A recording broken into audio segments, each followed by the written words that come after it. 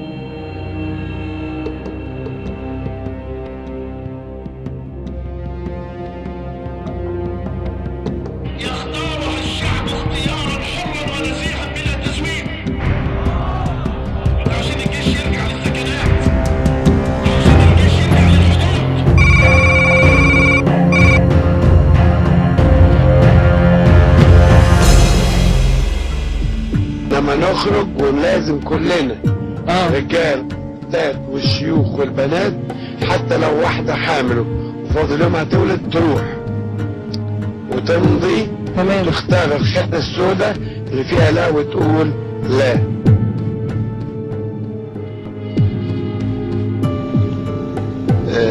التعديلات الدستورية دي في منتهى السوء ومش هتخدم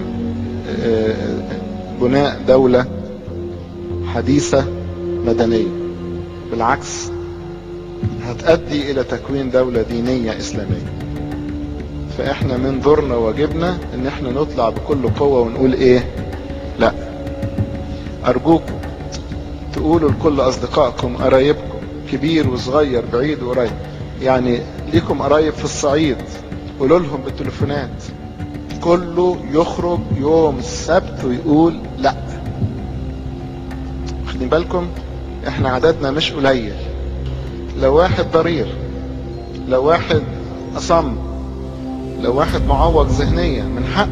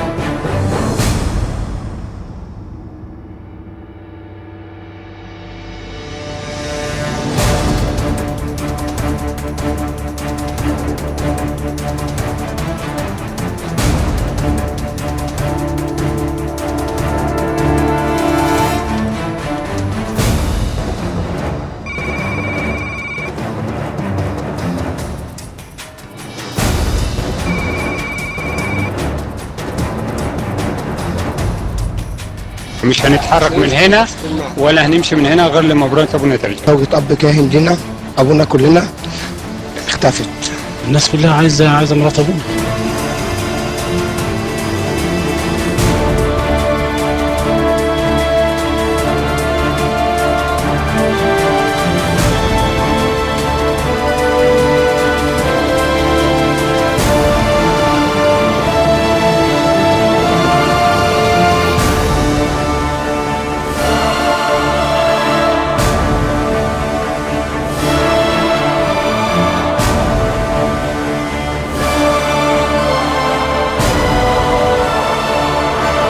حاسس بالضيق انه المسيحي مش امن على بنته او على ابنه، والمسيحي يكون حاسس بالضيق انه دائما معرض للخطر. انا هقول لحضرتك يا استاذ حجاج، حضرتك بتقول ليه عملوا كده لانه في احداث سابقه كانت بتثير شكوكهم، وبيعتقدوا كتير انه في تقصير امني. يعني اللي حصل ده ما كانش وليد الحادثه دي، كان تراكم لحوادث اخرى كان لها ما يبررها برضه يا استاذ حجاج.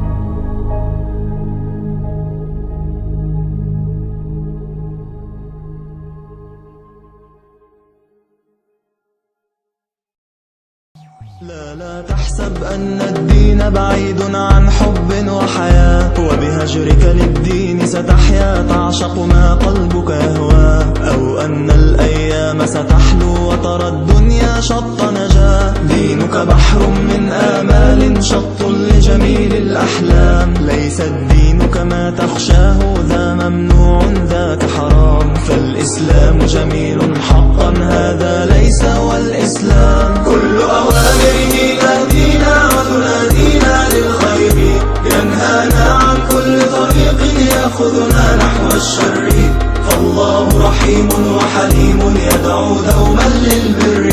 كل أوامره تهدينا وتنادينا للخير، ينهانا عن كل طريق يأخذنا نحو الشر، فالله رحيم وحليم يدعو دوما للبر.